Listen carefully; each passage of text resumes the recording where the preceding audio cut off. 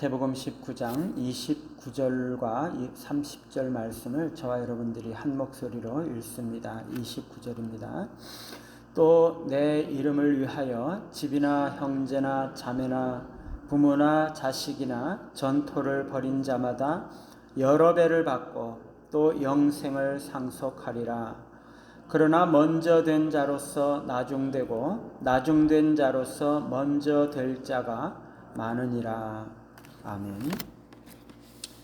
천국의 보상 원리라는 제목으로 말씀을 드립니다.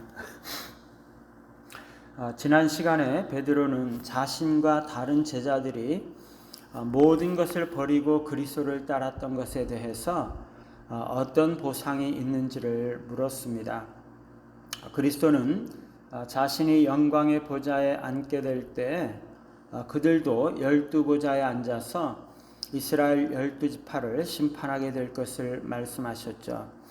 오늘 말씀은 12제자뿐만 아니라 일반적으로 모든 신자들이 그리스도를 위해서 자신의 소중한 것들을 버리고 희생하며 그리스도를 따라갈 때 어떤 보상이 주어지는지를 말씀을 하시면서 천국에서의 보상이 어떤 원리에 의해서 주어지는지 말씀을 하고 계십니다. 이 세상에서는 더 많이 성취하거나 더 높은 지위에 오를수록 더 많은 보상을 받게 되는 거죠. 그러나 천국에서의 보상은 그리스도를 위해서 얼마나 많은 것을 잃어버렸는가에 따라서 주어지는 것입니다.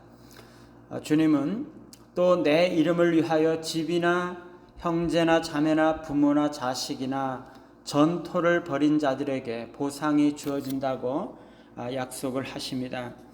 지난 시간에 12제자에게 약속되었던 천국에서의 높은 지위는 미래에 대한 희망을 갖게 하였다면 오늘 주시는 약속은 현재의 삶에서 위로를 주는 말씀입니다. 그리스도를 따르기 위해서 무언가 중요한 것들을 버릴지라도 그것은 반드시 보상이 주어지고 영생을 상속하게 되기 때문이죠. 그리스도를 따르는 제자들은 이 땅에서 자신에게 주어진 십자가를 지고 심하게 고통을 당하도록 허락될 수도 있습니다. 그럴지라도 주님은 그들을 버리지 아니하시고 고통 중에라도 견디어 나가도록 해 주시는 것이죠. 신자들은 그리스도를 위해서 어떤 것을 버릴지라도 현세에서 더 큰 보상과 기쁨이 주어지고 하늘에서 상급이 쌓이게 되는 것입니다. 오늘 마태는 그리스도를 위해서 잃어버리는 자가 여러 배를 받는다라고 기록을 하고 있는데 마가는 같은 본문 같은 이 사건에서 100배나 받되 박해를 겸해서 받는다라고 말씀을 하고 있습니다. 우리가 기억해야 하는 것은 우리가 그리스도를 위해서 집이나 가족이나 전토를 잃어버리고 그리스도를 따를 때 그것을 100배나 받을 수 있지만 핍박을 겸해서 받는다는 것이죠. 잃어버렸던 같은 것으로 받을 수 있습니다. 그때 100배나 받을 수 있습니다. 이거는 정말 남는 장사죠. 그리스도를 위해서 가족이나 친구를 잃어버린 자들은 더 많은 가족들과 더 많은 친구들로 받게 될 것인데 우리가 잃어버린 것보다 훨씬 더 값진 것으로 받게 될 것입니다. 그러나 핍박을 겸해서 받는다는 거죠. 이 세상에서 경건하고자 하는 자에게는 언제나 핍박이 끊이지 않습니다. 십자가는 언제나 그런 자들에게 붙어 다닐 것이죠. 그러나 그들을 위로하고 축복하시는 하나님의 은혜는 너무나 감미롭기 때문에 그 모든 고통과 고난을 견디며 이기게 될 것입니다. 그러나 그리스도를 위해서 자신의 것을 잃어버리고 그리스도를 따르는 자들은 명심해야 할 것이 또 한 가지가 있는 거죠. 그것은 먼저 된 자로서 나중되고 나중된 자로서 먼저 된다는 것입니다. 이것은 육신의 태만을 제거하고 교만한 마음을 제거하기 위한 주님의 경고라고 말씀을 드릴 수가 있죠.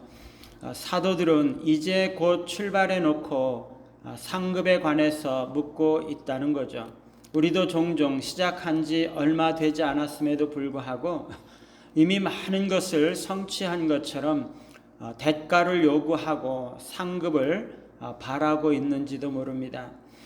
그러나 그리스도는 우리가 언제 시작하였든지 끝까지 지금까지 그랬던 것처럼 앞으로도 계속적으로 힘차고 성실하게 주어진 십자가의 길을 계속 가라고 말씀하고 계시는 것입니다.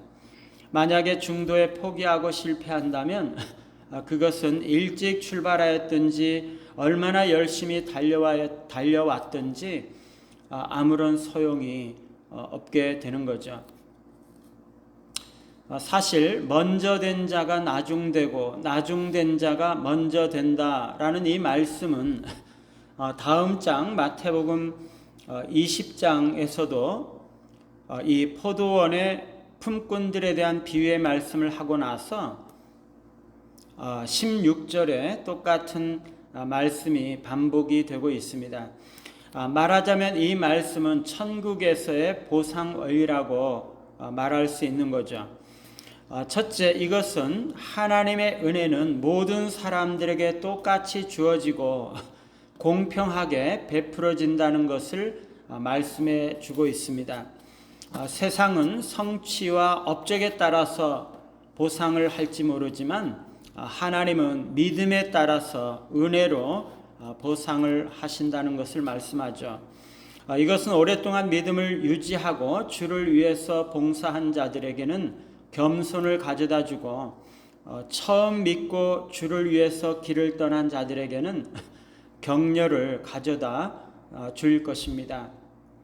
나중에 시작하였다 할지라도 하나님을 더 많이 사랑하고 더 많이 충성하는 자에게 주님께서 먼저 된다는 것을 말씀을 해주시고 계시죠.